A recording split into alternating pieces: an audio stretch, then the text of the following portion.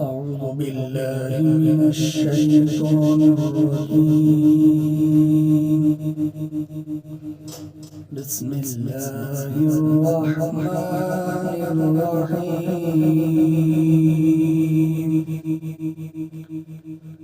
فإن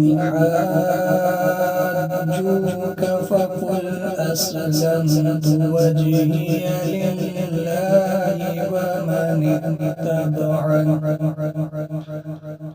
وقل للذين أوتوا الكتاب والأميين أأسلمتم فإن أسلموا فقد اهتدوا وإن تولوا فإنما عليك البلاغ والله بصير بالعباد.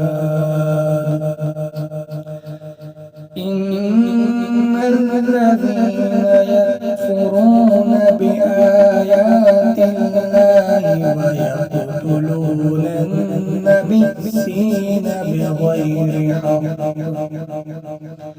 بغير حق ويقتلون الذين يأمرون بالقسط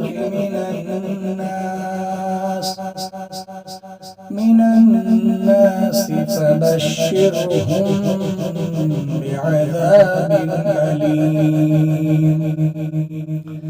أولئك الذين حبطت أعمالهم في الدنيا والآخرة وما لهم من ناصرين.